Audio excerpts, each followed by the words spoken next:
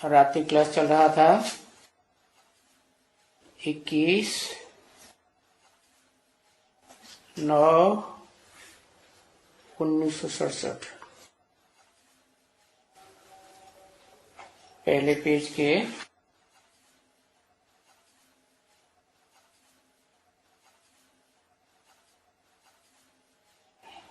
मध्यांश में बात चल रही थी कि जो दुनिया में अपन को वैष्णव कहते हैं उनको बताना है कि वैष्णव तो उन्हें कहा जाता है जो विष्णु को फॉलो करते हैं। जैसे जैन उन्हें कहा जाता है जो जिन को फॉलो करते हैं। ब्राह्मण उन्हें कहा जाता है जो ब्रह्मा को फॉलो करते हैं। और शैव उन्हें कहा जाता है जो शिव को फॉलो करते हैं, शिव को पहचानेंगे, शिव के बताए हुए रास्ते पर चलेंगे तो फॉलो करेंगे। तो जो सच्चे वैष्णव पक्के पक्के हैं, विष्णु की औलाद कहो, विष्णु के पक्के फॉलोअर कहो, वो तो विषय सागर में गोते नहीं खाते हैं। जो विषय है वो तो बता दिया ना, किसे कहा जाता है? ऐसे नहीं कि कोई सांप का विष पीने कोई विष कहा जाता है। हाँ, जो विचार है ना, काम विकार, वो तो ठीक है, सारी दुनिया काम विकार में आ सकते हैं। काम विकार अलग बात, लेकिन व्यभिचार का मतलब यह पराई स्त्री और पर पुरुष से इंद्रियों का सुख लेना, उसको कहा जाता है व्यभिचार। और ये व्यभिचार देवताओं में नहीं होता।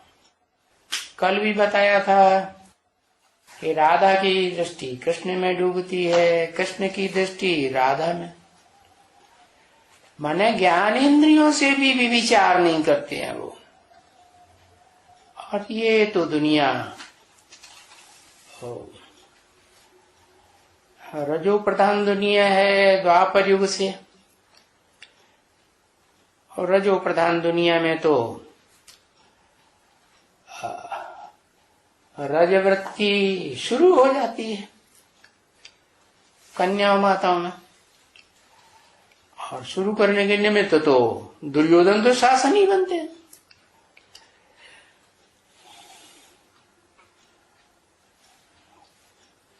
क्योंकि इस दुनिया में तो सब पुरुष इन विधर्मी धर्म पिताओं के आने से, उनसे प्रभावित होने से सारे पुरुष मात्र दुष्ट युद्ध करने वाले बन गए हैं।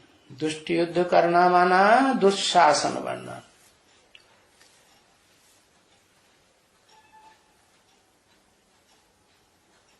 कन्याओं माताओं के साथ तो खास दुष्ट युद्ध करते हैं।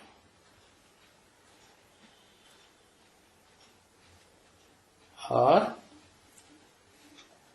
फिर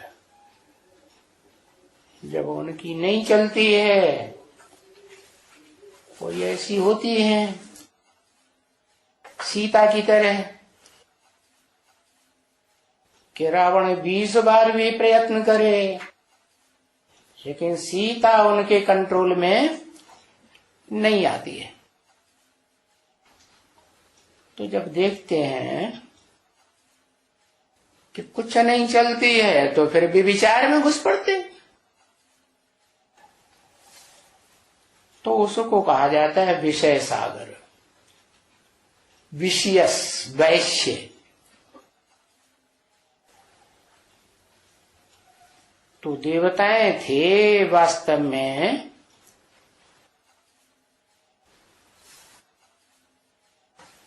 जिनको कहें वो हिंसक नहीं थे।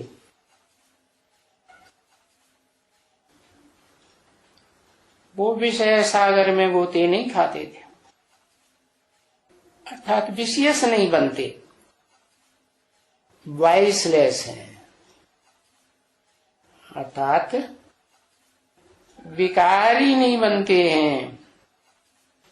क्योंकि उनको तो जो भ्रष्ट इंद्रियां हैं उनसे आचरण ही नहीं करना होता है, तो उनको वैष्णव कहा जाता है।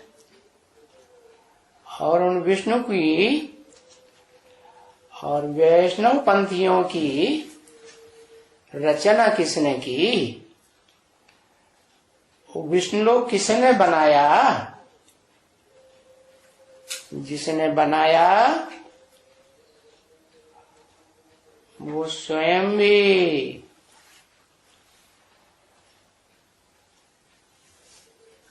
क्या हिंसक होगा, है दुष्ट युद्ध करने वाला होगा। दुष्ट युद्ध कहते हैं बाहुबल चलाना, भ्रष्ट इंद्रियों का उपयोग करना। तो ये वृत्ति इस दुनिया में विधर्मी धर्म पिताओं के आने से शुरू हुई है, 2500 साल से। उससे पहले 2500 साल जो रामकृष्ण की दुनिया थी सतयुग त्रेता में, वो दुनिया तो परमपिता परमात्मा शिव ने बनवाई थी। क्योंकि वो परमपिता परमात्मा शिव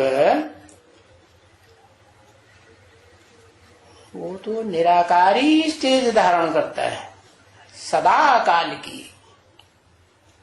और जब इस सृष्टि पर आता है तो निराकार वो ज्योति, जिसे कल बताया बिंदु, जैसे आत्माएं बिंदु होती हैं, ऐसे ही आत्माओं का बाप सुप्रीम सोल परम पिता भी बिंदु।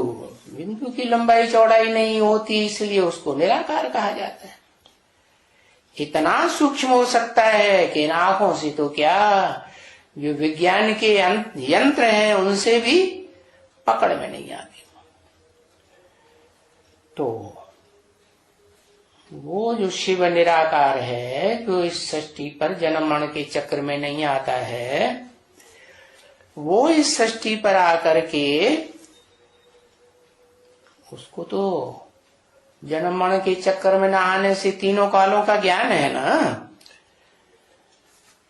तो वो इस सृष्टि रूपी चक्र में सतयुग त्रेता द्वापर कलयुग का जो 4 औरों का चक्र है, इसकी सारी गहराई को जानता है। उसके अनुसार उसमें जो अकूट ज्ञान का भंडार है, वो इस सृष्टि रूपी रंगमंच पर आकर के इस सृष्टि रूपी रंगमंच पर सदा काल पार्ट बजाने वाली आत्मा, जिसे आदम एडम या शंकर कहा जाता है, जिसका नाम महाभारत में अर्जुन भी रख दिया है अर्जन करने वाला। क्या अर्जन करने वाला है? धन संपत्ति स्थूल नहीं है, जो ईश्वरीय ज्ञान की संपत्ति है वो अर्जन करने वाला। उस ईश्वरीय ज्ञान संपत्ति के आधार पर वो योग बल की पावर प्राप्त करता है। कौन? एक अक्षर आदम, आदिदेव। और वो जो योग बल की प्राप्ति होती है शिव बाप से, योग लगाने से, याद करने से, क्योंकि वही एक आदि पुरुष है जो इस सृष्टि का रंगमंच का हीरो पार्टधारी है, तो वो शिव के ज्ञान को अच्छी तरह से पूरा समझ जाता है, और समझ करके जिस शिव को आज तक कोई नहीं जान पाया, भले मंदिरों में जाके शिव की पूजा करते हैं, उनसे पूछा जाए ये शिव कौन है, क्यों पूजा करते हो, ये तो पत्थर रखा हुआ है। तो कहते हैं भगवान है। अरे भगवान एक होता है, गॉड इज वन। राम भी भगवान, फिर कृष्ण भी भगवान, फिर गणेश भी भगवान, फिर हनुमान भी भगवान, फिर देवियां भी भगवान, फिर व्यास भी भगवान। अरे ढेर सारे भगवान।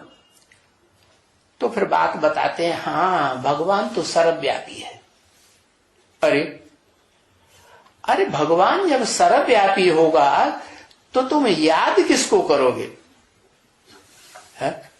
एक व्यापी होगा, है, ऊंचे ते ऊंचे एक होगा, षष्ठी रूपी रंगमंच पर पार्ट बजाने वाला, तो उसे तो याद किया जा सकता है। अनेकों को कैसे याद करोगे? बुद्धि भ्रमित नहीं हो जाएगी? है, बुद्धि चलायमान हो जाएगी ना, एकाग्र तो नहीं होगी। तो बताया कि वो शिव जो प्रवेश करने योग्य है, जैसे भूत प्रेत प्रवेश कर जाते हैं, तो वो क्यों नहीं प्रवेश कर सकता?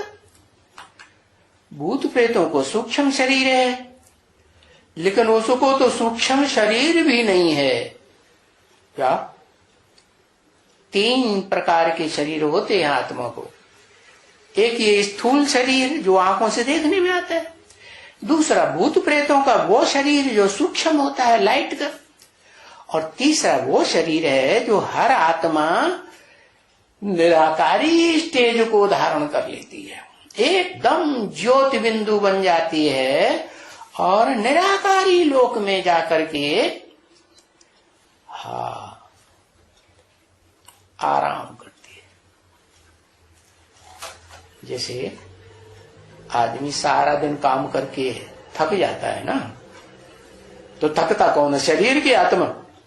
आत्मा शक्ति है। तो ऐसे ही सच रूपी रंगमंच पर 4 युगों में पार्ट बजाते बजाते कोई भी आत्मा, चाहे कम पार्ट बजाया हो, 2 युगों का पार्ट बजाया, 1 युग का पार्ट बजाया हो, 1 जन्म का पार्ट बजाया हो, थक जाती है तो उसे रेस्ट चाहिए। तो वो रेस्ट देने के लिए, मुक्ति देने के लिए संसार से उस परम पिता परमात्मा शिव को, जो त्रिकालदर्शी है, तीनों काल का ज्ञाता है, उसे आना पड़ता है। वो आकर के बताता है कि तुम अपन को पहले पहले ज्योति बिंदु आत्मा समझो। ज्योति बिंदु आत्मा पक्का करेंगे तो तुम्हें जो आत्माओं का बाप है वो भी स्थिरता पूर्वक याद आएगा,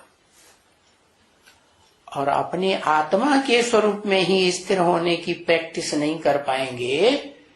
क्या 10 सेकंड, 20 सेकंड, 60 सेकंड, 2 मिनट, आधा घंटा, या कोई ज्यादा पावरफुल आत्मा है तो लगातार भी करेगा, कहेगा कि नहीं? तो बताया कि जो लगातार करेगा तो वो तो बाप समान ज्योति बिंदु पहले बना ना, और पहले बना तो बाप के नजदीक पहुंचा या दूर रहा? सुप्रीम सोल बाप के नजदीक पहुंचा। तो जो नजदीक पहुंचेगा वो कुछ प्राप्ति ज्यादा करेगा या कम करेगा? ज्यादा प्राप्ति करेगा। तो वो जो षष्ठी रूपी रंगमंच का हीरो पार्टधारी कौन है? अभी बताया, आदम, एडम, आदिदेव, जैन लोग कहते हैं आदिनाथ। तो वो शिव बाप समान स्टेज धारण करता है। जिसको याद करेंगे वैसे ही बनेंगे। चोर डकैतों को कोई संग करेगा, याद करेगा तो चोर डकैत बनेगा। चोर डकैती के गुण आएंगे कि नहीं? हाँ, आज की भ्रष्टाचारी गवर्नमेंट है। भ्रष्टाचारी गवर्नमेंट के कायदे कानूनों को जाने वाला कोई बड़ा वकील होगा, छोटा वकील होगा, उन वकीलों के संपर्क में कोई आत्मा ज्यादा आएगी तो भ्रष्टाचारी कानूनों का जो ज्ञाता बनेगा कि नहीं बनेगा? बनेगा ना। हाँ, अब ईश्वरीय कायदे कानून अलग होंगे है, और ये भ्रष्टाचारी जो प्रजातंत्र सरकार है, जो कि भगवान ने तो नहीं बनाई।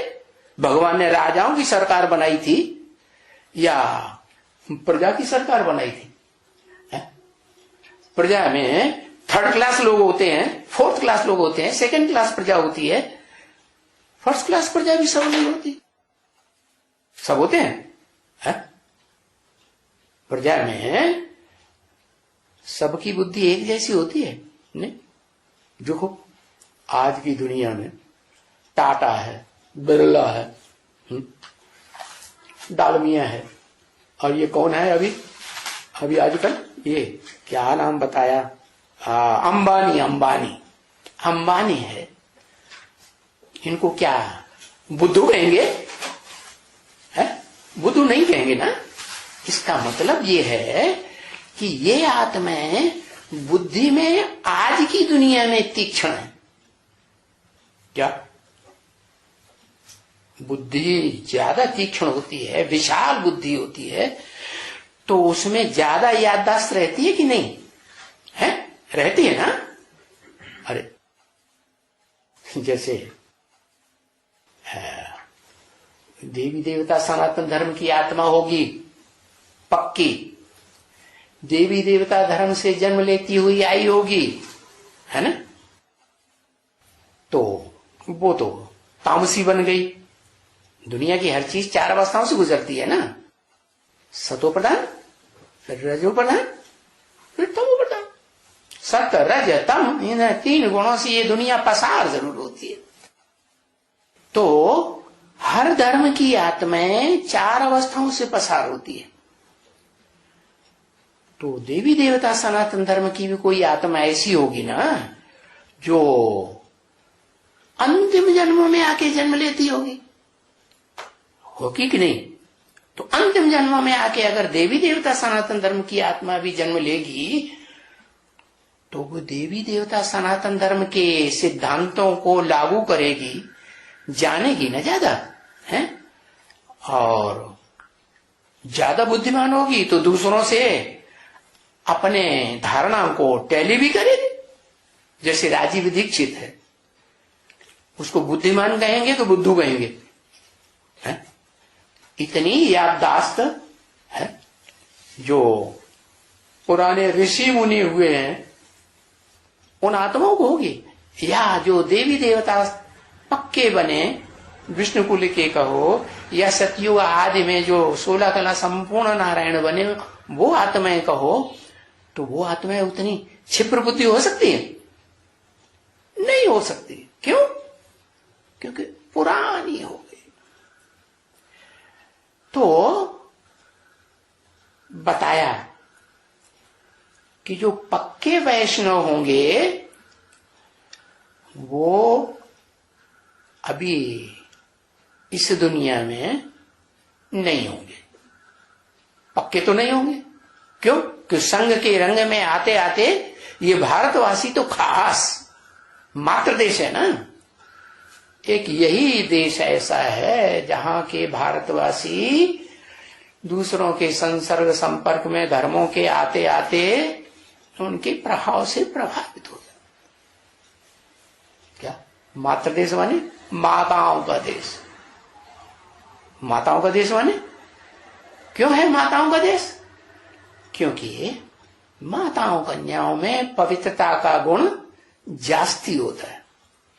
तो ऐसी आत्माएं जो भारतवासी हैं वो भारतवासी 33 करोड़ आत्माएं जो सृष्टि के आदि से लेकर, सतयुग आदि से लेकर के कलयुग के अंत तक वो सत्य धाम कहो, परम धाम कहो, जहां आत्माएं रेस्ट लेती हैं। क्या इस सृष्टि में जब बहुत थक जाती है पार्ट बजाते बजाते, तो ये ड्रामा प्लान अनुसार ये ड्रामा पूरा कहा जाता है। ऐसे तो ड्रामा कभी पूरा नहीं होता, ये तो गोल चक्कर है, घूमता ही रहता है। लेकिन ऐसी एक स्टेज आती है जब सब इस सृष्टि की, रंगमंच की मनुष्य आत्माएं थक जाती है और सब ओ गॉड फादर को याद जरूर करती है। हाँ, कोई पहले कोई बाद में।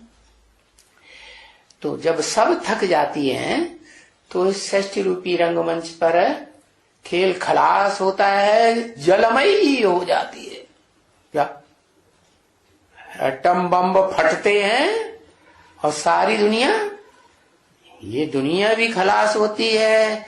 और ऐसे एटम बम पावरफुल बने हुए हैं जो जहां तक वायुमंडल फैला हुआ है, और वायुमंडल के ऊपर भी जहां तक मनुष्यों की बनाई हुई ये जो यंत्र हैं, क्या क्या यंत्रों का नाम है जो दूसरे दूसरे ग्रहों उपग्रहों पर भेजे जा रहे हैं? हाँ, सैटेलाइट आदि। तो जहां तक ये पहुंच है वहां तक मार करने वाले एटॉमिक एनर्जी मिसाइल्स तैयार करने में लगे हुए हैं। तो जब वो विस्फोट होंगे, और सभी ढेर सारे देशों के पास, कोई के पास चोरी छुपे हैं, कोई के पास खुलेआम पावरफुल है। जैसे अमेरिका सबके ऊपर धौंस जमाता है तो वो खुलेआम बनाता है, कोई नहीं रोक पाता। तो बताया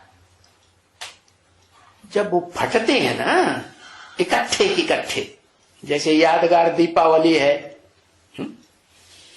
तो दीपावली में बहुत से घर घर में दीपक जग जाते हैं।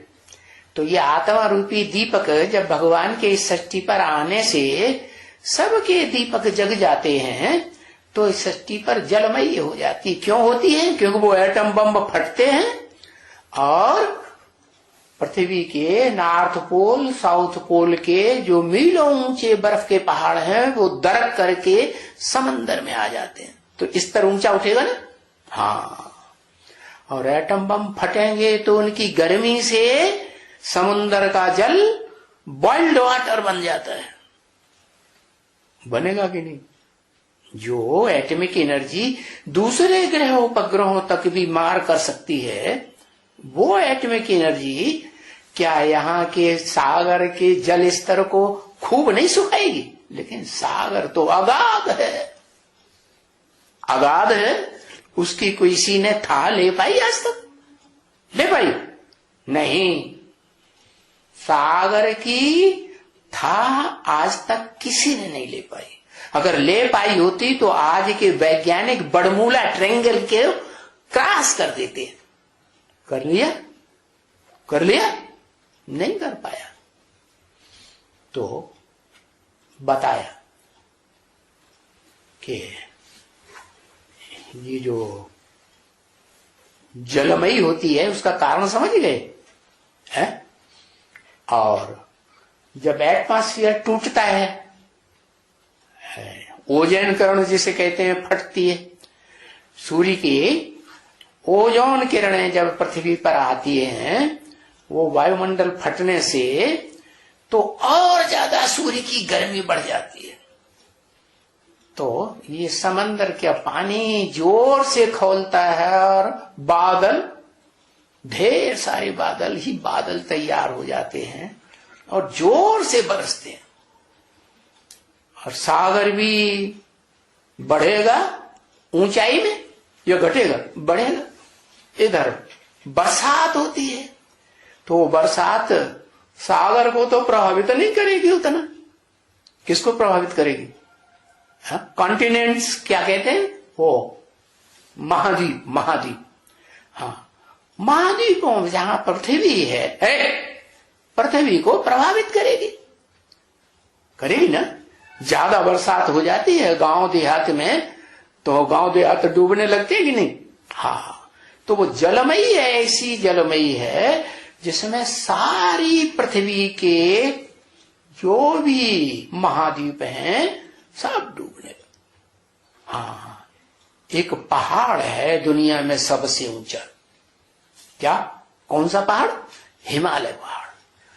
उसमें भी एक चोटी है, क्या? एवरेस्ट चोटी, जो दुनिया की सबसे ऊंची चोटी है। तो वहां तक मनुष्य पहुंच जाते हैं कि नहीं? हाँ। तो जलमयी जब होती है तो ज्यादा पावरफुल आत्माएं जो होती हैं वो तो फिर बहुत समय तक, क्योंकि वो तो डबल तारू होंगी, एक तो शरीर से तैरने वाली और दूसरे आत्मा से भी तैरने वाली। ऐसी आत्मा उनकी तैरने वाली बन जाती है कि विषय विकार में भी नहीं डूबती। क्या क्या कहा? विषय विकारी दुनिया के वालों के साथ रहने के बावजूद भी उनके विषय विकारी वातावरण में डूबती नहीं। समझा कि नहीं समझा? हाँ, जो यादगार बनी हुई है आज तक भी शिव के मंदिर में, और जिसकी पूजा होती है, और पूजा उसी की होती है जो इतना पवित्र हो। क्या? कि कीचड़ जैसी दुनिया में रहे जैसे सुअर रहता है, भैंसा रहता है, गेंडा रहता है, कीचड़ में रहता है ना। कीचड़ में डूब मरता है क्या? नहीं डूबेगा। तो ऐसे ही ये जो कुछ आत्माएं हैं, मनुष्य आत्माएं, जो परम पिता परमात्मा शिव इस सृष्टि पर आकर के योग बल सिखाते हैं, उस योग बल की पावर में आज के साइंटिस्ट तो कुछ भी नहीं है उसकी टक्कर में। क्या कहा? हाँ, तो ऐसी पावर कुछ आत्माएं भरती हैं जो इस सृष्टि रूपी रंगमंच पर जलमयी होने के बावजूद भी लंबे समय तक जीवित रहेंगी या नहीं रहेंगी? हाँ, स्तर जैसे जैसे बढ़ता जाएगा वो पहाड़ों पे पहुंच जाएंगे, पहाड़ों की ऊंची चोटियों पे पहुंच जाएंगी। एक से एक ऊंची चोटी है, उन ऊंची चोटियों पर भी और स्तर बढ़ेगा। तो एक चोटी ऐसी है जिसको कहा जाता है विष्णु की ब्राह्मण चोटी, क्योंकि ब्राह्मण बनने के बाद नीची स्टेज आती है तो क्या कहे जाते हैं? देवता। ब्राह्मण सबसे ऊंची स्टेज है, क्योंकि ब्रह्मा के द्वारा ब्राह्मण पैदा होते हैं, और जो ब्रह्मा है वो उसे कहा जाता है जो इस सृष्टि रूपी रंगमंच पर शिव बाप के सिखाए हुए कायदे कानून को सबसे जानने वाला होता है। तो एक होगा या नंबरवार भी होंगे? हाँ, नंबरवार होते हैं। अव्वल नंबर ब्रह्मा परम ब्रह्म कहा जाता है, जिसे कहते हैं आज भी शास्त्रों में तो यादगार है, क्या? गुरुर् ब्रह्मा गुरुर् विष्णु गुरुर्देवो महेश्वर गुरु साक्षात परम ब्रह्म तस्मै श्री गुरुवे नमः। तो इसका मतलब है कि शास्त्रों में तो और चित्रों में तो, क्योंकि चित्रकारी पहले हुई है अजंता एलोरा एलिफेंटा की गुफाओं में, और बाद में उन चित्रों को देख करके शास्त्र बनाए हैं। तो शास्त्रों में भी सच्चाई है, कुछ न कुछ है, पूरी सच्चाई नहीं है। लेकिन जितना पुराना शास्त्र होगा उतना उसमें सच्चाई जास्ती। लेकिन लोग भूल गए हैं कि पुराने से पुराना शास्त्र कौन सा हो सकता है। देखो, जितने भी धर्म पिताएं इस दुनिया में आए हैं हिस्ट्री में, उन्होंने ओरली ज्ञान सुनाया है या लिखा पट्टी करके ज्ञान सुनाया है, या कागजों पे लिख करके या भोजपत्रों पे लिखा हुआ दिया क्या? नहीं, उन्होंने तो ओरली सुनाया ना। ऐसे ही वो supreme soul God father, heavenly God father जब इस सृष्टि पर आता है, क्या निराकार, जो इन आंखों से नहीं देखा जा सकता है, ज्ञान से समझा जा सकता है, क्योंकि वो आदम में प्रवेश करता है मुकर्रर रूप से। इसके अलावा और भी आत्माएं हैं क्या, जो ब्रह्मा को 5 मुख दिखाए जाते हैं ना, उनमें से 4 मुख और भी हैं जो इस दुनिया में चारों तरफ देखते हैं, लेकिन उस ऊपर वाले को नहीं देख पाते। माने ऊर्ध्वमुखी नहीं है, अधोमुखी है, और उनमें भी नंबरवार है। क्या? उत्तर साइड में तो कौन सा देवता गाया हुआ है? हैं? अरे बताओ बताओ, जल्दी बताओ। उत्तर साइड में कुबेर तक पहुंचे। भगवान, कुबेर से ऊंचा कोई देवता ही नहीं नजर में आया।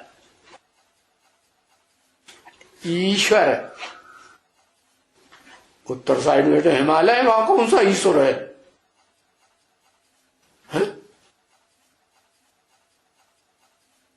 अरे शास्त्रों में कोई प्रसिद्ध शंकर है, वो ईश्वर है कैलाश। अरे कौन रहता है वहां जो प्रसिद्ध है शास्त्रों में? देवता। देवता पूछा ना, कौन सा देवता?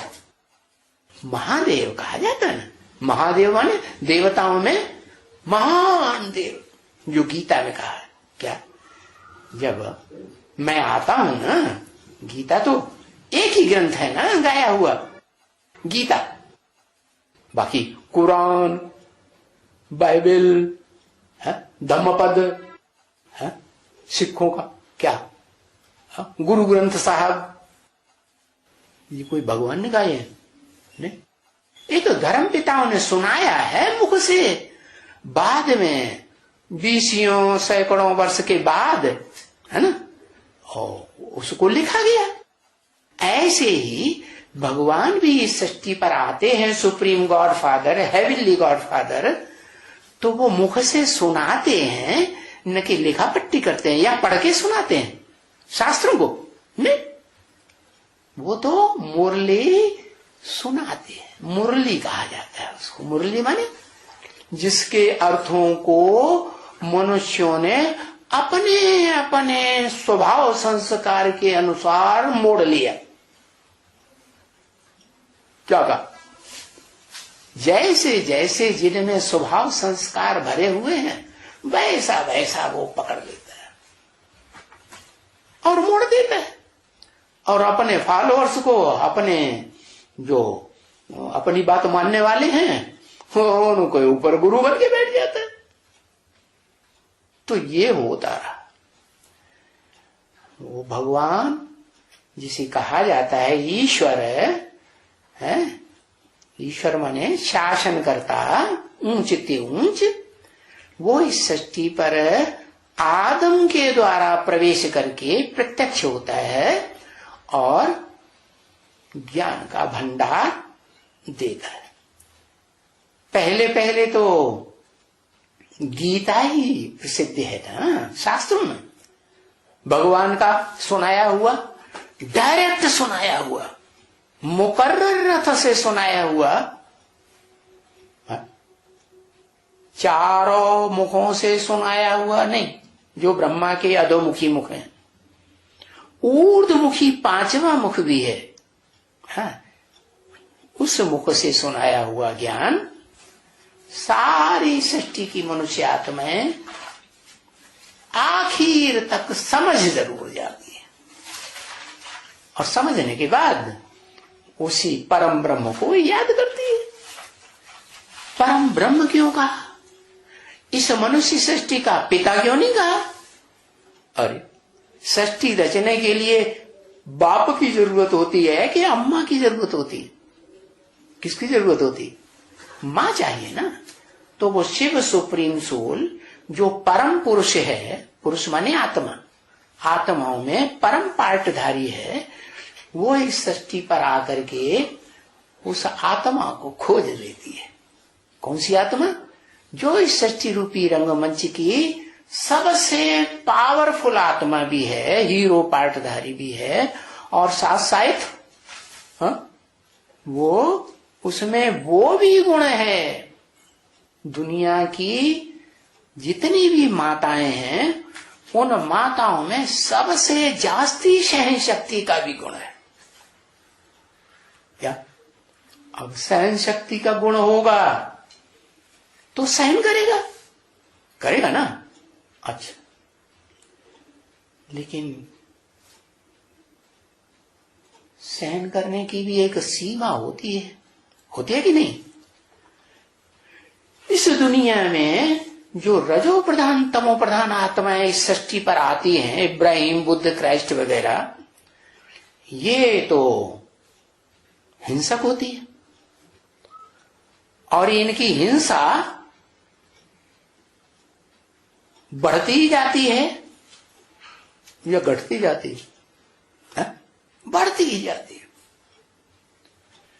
तो उनकी हिंसा से भी टक्कर लेने वाला कोई इस सृष्टि रूपी रंगमंच पर हीरो पार्टधारी होना चाहिए या नहीं होना चाहिए? तो वही हीरो पार्टधारी शंकर, आदम, एडम है, इस सृष्टि रूपी रंगमंच का आदि पुरुष, पुराण पुरुष। उस पुराण पुरुष के अंदर शिव की soul, supreme soul, heavenly God father प्रवेश करके वो तरीके, सिद्धांत, कानून, कायदे कानून सिखा देता है। क्या? कि तुमको पहले तो सहन शक्ति से काम लेना है। क्या? पहले क्या करना है? माता बनना है। क्योंकि परिवार में जो बच्चे पैदा होते हैं, प्रत्यक्षता रूपी जन्म लेते हैं, तो जन्म लेते ही क्या उनके ऊपर कंट्रोल, कड़ा शासन करना चाहिए? है? वो तो मर जाएंगे। है? तूने मेरी आंख में पेशाब क्यों कर दी? मेरे सर के ऊपर पेशाब क्यों कर दी? अरे वो समझेगा, सुनेगा? अरे वो तो बच्चा है, शिशु है। तो मां चाहिए ना, मां का प्यार चाहिए ना। क्षमा करेगी या कंट्रोल करेगी? क्षमा करेगी ना। तो ऐसे ही है, शिव बाप जिस मुकर्रर रथ में पहले पहले प्रवेश करते हैं ओरली ज्ञान सुनाने के लिए, तो ओरली जो ज्ञान सुनाया वो टाइम था जिसे ब्राह्मणों का आदि का टाइम कहेंगे। कौन सा आदि का टाइम? ओम मंडली आ उ मा, तीन आत्माओं की मंडली में आता है। क्या? जैसे वो संगीत की मंडली होती है ना, कोई तबला बजाता है? कोई हारमोनियम बजाता है, कोई मजीरा बजाता है, तीनों मिलकर के और बस मंडली बन गई ही नहीं। ऐसे ही शिव बाप, supreme soul, heavenly God father जिस तन में प्रवेश करते हैं, उस तन के साथ साथ दो आत्माएं और भी होती हैं, मनुष्य आत्माएं। उन मनुष्य आत्माओं की मौजूदगी में शिव बाप उस मुकर्रर रथ के द्वारा ओरली गीता ज्ञान सुनाते हैं। इसलिए कहा जाता है श्रीमत, श्रेष्ठ ते श्रेष्ठ मत। क्या? भ्रष्टमत नाम नहीं दिया, कैसा नाम? श्रीमत भगवत, माने भगवान की सुनाई हुई। भगवान नाम क्यों दिया? है? भगवान नाम तो या तो को भाग्यशाली, तो कौन सी आत्मा को कहेंगे भाग्यशाली? इस संसार रूपी रंगमंच पर जो भी आत्माएं पार्ट बजाने वाली हैं, ऊंचते ऊंच आत्मा से लेकर के नीचते नीचे पार्ट बजाने वाली आत्माओं में भगवान किसको कहेंगे? भग से भाग्य बनता है। वो खर्रा, वो आत्मा है पार्ट बजाती, उससे ऊंचा पार्ट कोई नहीं बजाती।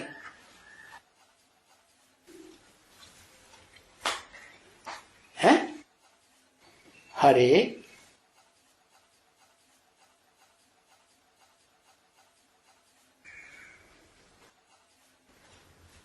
सैकड़ों शिव बाबा, अच्छा काट दिया, शिव बाबा जिसके पास सबसे ज्यादा कन्याएं माताएं हों कंट्रोल में, है? अच्छा, तो कन्या माता से शरीरधारी होती है ना? अब शरीरधारियों में कहें तो शिव तो मुकर्रर रूप से कोई एक ही चोले में आएगा ना, एक के द्वारा गीता ज्ञान सुनाएगा ना, कि दो के द्वारा सुनाएगा? एक के द्वारा गीता ज्ञान सुनाएगा। जो दुनिया में सब धर्म के लोग इस गीता ज्ञान का लोहा मानते हैं, हर धर्म में गीता का अनुवाद किया, लेकिन वो बेचारे ये नहीं जानते ये जो गीता हमारे हाथ लग रही है कागज पे लिखी हुई, ये मनुष्यों की लिखी हुई है। क्या भगवान की ओरली सुनाई हुई गीता नहीं है? नहीं। तो वो जो भगवान ने आदम के तन में, एडम शंकर के तन में प्रवेश करके गीता ज्ञान सुनाया था, वो ओरली सुनाया था। और वही ओरली गीता ज्ञान ओम मंडली में परमपिता परमात्मा शिव सुनाया, समझा? और उस समय जब सुनाया तो पहले पहले कौन आत्माएं उनके सामने थी? कितनी थी? अरे कुछ पता नहीं, वो ही थी। इसीलिए तीन आत्माएं विशेष ऊंचते ऊंच देवताएं गाए हुए हैं, जिनकी कहते हैं त्रिनाद, क्या? त्रिमूर्ति, तीन मूर्तियां, क्योंकि शिव को तो अपनी मूर्ति है ही नहीं।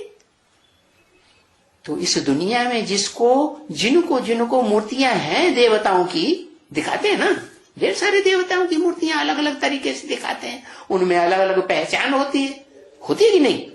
तो उन मूर्तियों में जो सबसे जास्ती नजदीक मूर्ति है वो कौन सी है? जो शिव के साथ दिखाई जाती है। अरे जल्दी एक अक्षर नहीं लिख सकते। शंकर। तो जो शंकर की मूर्ति है, जिसको लोगों ने न समझने के कारण शिव शंकर एक समझ लिया है। अरे इतनी भी बुद्धि नहीं चलती कि शंकर का विग्रह पूजा जाता है, मूर्ति पूजी जाती है, मूर्तिमान है, और शिव का लिंग पूजा जाता है। क्या शिव का कोई अंग नहीं पूजा जाता? नाक पूजी जाती है क्या? कान बता दिखा के पूजा जाता है क्या? नहीं। पूरा मुख पूजा जाता है? नहीं। हाँ, शिव जिस मुकर्रर रथ में प्रवेश करते हैं उसका एक अंग भी है जो इस संसार में, इस सृष्टि रूपी रंगमंच पर जब दुनिया बहुत तमो प्रधान बन जाती है, दुखदायी बन जाती है, सभी धर्म वाले तमो प्रधान बन जाते हैं, अति दुख देने वाले, तो उस दुनिया में कोई ऐसा भी मनुष्य होगा पावरफुल, जिसकी इंद्रिय वो कर्मेंद्रिय जो बहुत दुख देने वाली साबित होती है इस संसार में, कामेंद्रिय। उस आत्मा को पकड़ता होगा क्या? जिसका नाम शास्त्रों में दिया हुआ प्रद्युम्न। क्या? और उसके बच्चे का नाम दिया है अनिरुद्ध। आ माने नहीं, निरुद्ध माने जिसको रोका जाए, रोध कर दिया जाए। निरुद्ध, रोध करना निश्शेष है। उसको इस दुनिया की कोई भी मनुष्य आत्मा है, मनुष्य आत्मा ही सबसे ऊंची होती है ना इस दुनिया में, पावरफुल, कोई भी उसको रोक नहीं सकती। किसको? अनिरुद्ध काम विकार को। काम विकार जब फोर्स मारता है ना, उसका अंग है ना कामेंद्रिय, तो कोई रोक ही नहीं पाता। तो वो काम विकार के ऊपर विजय पाना सुप्रीम सोल बाप, हेवनली गॉड फादर, जिस तन में प्रवेश करते हैं, जिसका शास्त्रों में गायन भी है, जिसने कामदेव को भस्म किया। अब लोगों ने समझा कि कामदेव कोई देवता होगा। हाँ, देवता भी है। क्या? कौन सा देवता है? वही जिसका नाम रख दिया अनिरुद्ध। उसकी संगिनी, जीवन संगिनी उषा। उसे अनिरुद्ध कह दो, चाहे सूर्य कह दो, चाहे सूर्य के आगे आगे प्रत्यक्ष होने वाली उषा कह दो। कह दो कि नहीं? कह दो कि नहीं? हाँ, लेकिन लोगों ने उषा और सूर्य समझ लिया वो जड़ को। जैसे जड़ आसमान में सितारे हैं ना, जड़ आसमान में चंद्रमा है ना, नक्षत्र है ना, सूर्य है ना, ये जड़ है या इनमें बुद्धि है? ये तो जड़ है ना। हाँ, तो जड़ में ज्यादा ताकत होती है कि चैतन्य में ज्यादा ताकत होती है? चैतन्य में ज्यादा ताकत होती है। तो वो सूरज चांद सितारे जो हैं वो जड़ हैं, ये मानिंद हैं चैतन्य ज्ञान सितारों के। उनसे मिसाल दिया जा सकता है कि इस सृष्टि पर ज्ञान सूर्य कौन है, जिसका नाम गीता में कहा कि मैं जब आता हूं तो सूर्य को ज्ञान देता हूं। विवस्वत नाम दिया। क्या? विवस्वान। तो वो विवस्वत, वो अनिरुद्ध, क्या? वो सूर्य, वो शंकर, वो आदम, वो एडम, कोई दूसरा नहीं है। वो वही व्यक्तित्व है इस दुनिया का जो सबसे पुराना मनुष्य है। इस शास्त्रों में पुराण पुरुष कह दिया है। विष्णु का नाम दिया है पुराण पुरुष, लेकिन इसमें भी घपला कर दिया। उन्होंने, शास्त्रकारों ने विष्णु समझ लिया 16 कला संपूर्ण, नारायण नारायणी को, उनके कंबाइंड रूप को, स्त्री पुरुष के कंबाइंड रूप को विष्णु समझ लिया। 2 हाथ नारायण के, 2 हाथ लक्ष्मी के, और उनके स्वभाव संस्कार मिलके एक हो गए, तो उनको समझ लिया ये विष्णु है। अरे भाई, एक तरफ तुम कहते हो भगवान आता है तो नर अर्जुन को नारायण जैसा 16 कला संपूर्ण देवता बनाता है? तो ऊंचा कौन हुआ, बनाने वाला या बनने वाला है? अच्छा, और जो बनाने वाला बना रहेगा तो वो इस षष्ठी रूपी रंगमंच पर रहेगा? वो तो रहता ही नहीं। वो इस षष्ठी रूपी रंगमंच का एमडी समझ लो।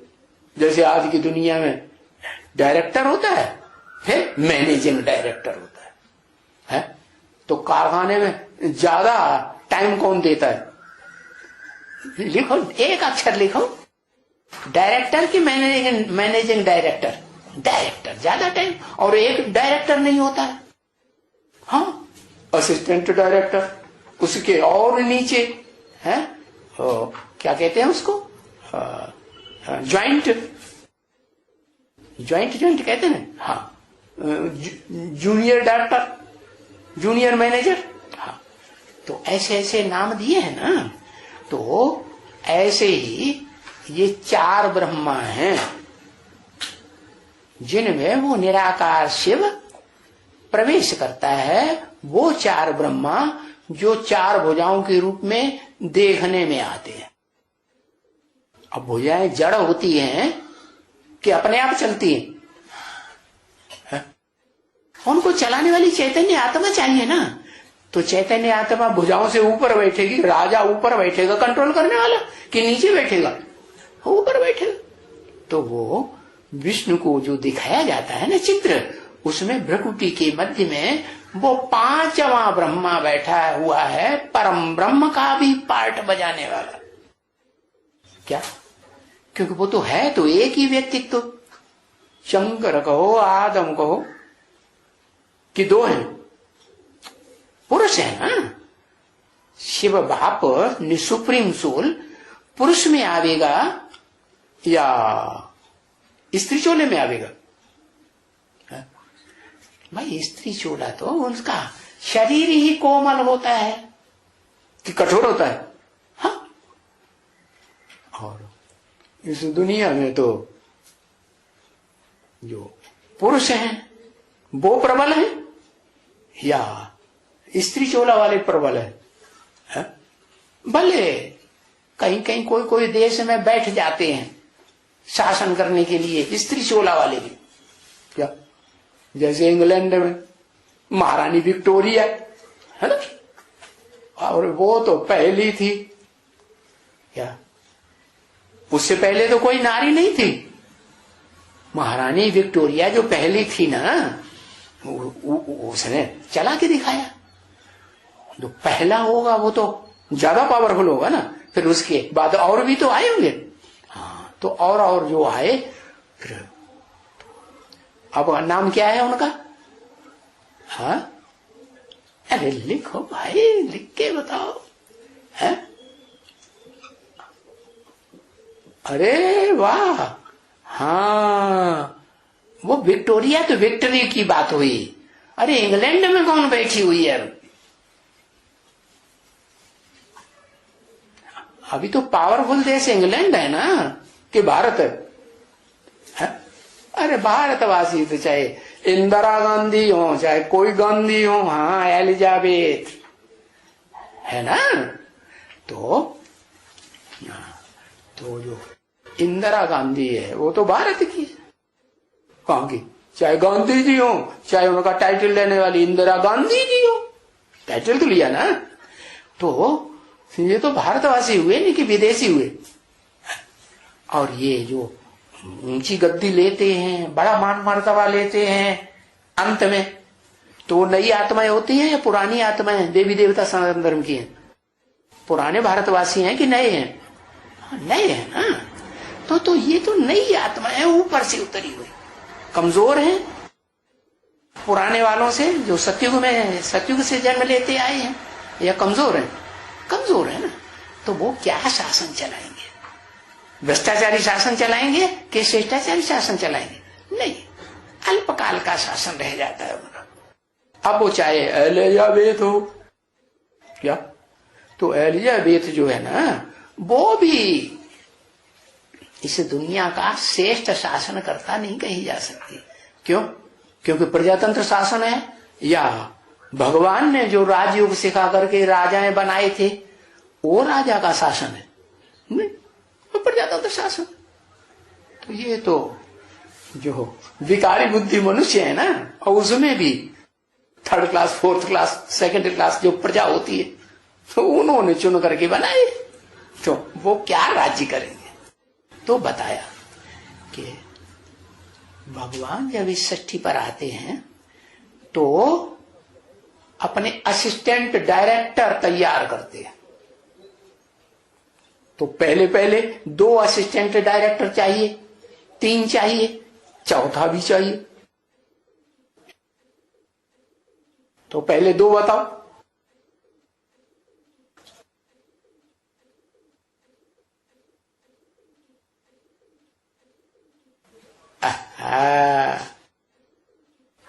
जल्दी नहीं बता सकते।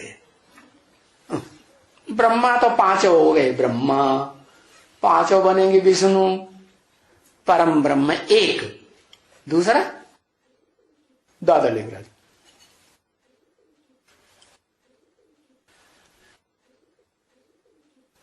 है आदि ब्रह्म, परम ब्रह्म होने उसे आदि ब्रह्मा को परम ब्रह्म नहीं कहेंगे, फिर वो अलग से लिखने की क्या बात। हा क्या पश पर अपरा, हाँ, तो शिव बाप आते हैं तो जिस तन में प्रवेश करते हैं उसमें 2 शक्तियां हैं। शरीर में प्रवेश किया ना, रथ में प्रवेश किया ना, तो शरीर रूपी रथ में उस अर्जुन को कहो या आदम एदम कहो, उसमें 2 शक्तियां हैं, एक चैतन्य और एक जड़। जड़ है शरीर और चैतन्य है आत्मा। आत्मा को कहेंगे पराशक्ति, क्या, और शरीर को कहेंगे नीची, उसके मुकाबले, पराशक्ति के मुकाबले ऊंची, नीची। तो ये 2 शक्तियां हैं जिन शक्तियों में से अपराशक्ति को अपने कंट्रोल में लेता है। समझा कि नहीं। अपराशक्ति जो शरीर है, इंद्रियां, वो 10 इंद्रियों को और 10 इंद्रियों का जो कंट्रोल करने वाला मन है ना, मन है ना, उसको कंट्रोल करता है। तो मुख्य एमडी तो एक ही है, मैनेजिंग डायरेक्टर है, वो तो शरीर रूपी रथ का मालिक है। उस रथ को चलाने वाला शिव, सुप्रीम सोल, जिसको कहें हेवनली गॉडफादर, वो हेवनली गॉडफादर अपने बुद्धि रूपी हाथ में लगाम लेता है ना, है? लेता है कि नहीं। हाँ, तो वो लगाम 4 घोड़ों की अपने हाथ में लेता है कि 5वीं आत्मा की भी लगाम लेता है अपने हाथ में।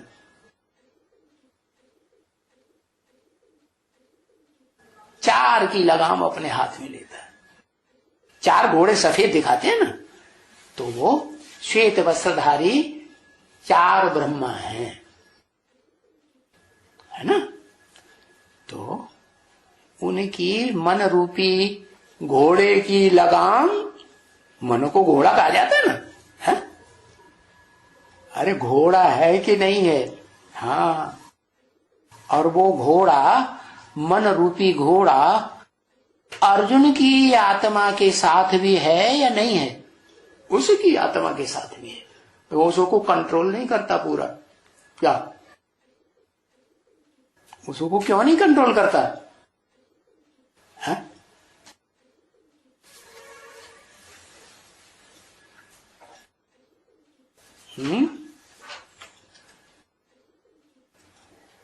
वास्तव में तो हाँ नंबर 1 है ना, हाँ, परंतु उसकी इंद्रियों को कंट्रोल करता है। और मन स्थूल इंद्रिय है? कि मन आत्मा का एक स्वरूप कहें, मन बुद्धि को क्या कहें, सूक्ष्म या इंद्रियों की तरह स्थूल? सूक्ष्म है ना, और आत्मा भी सूक्ष्म।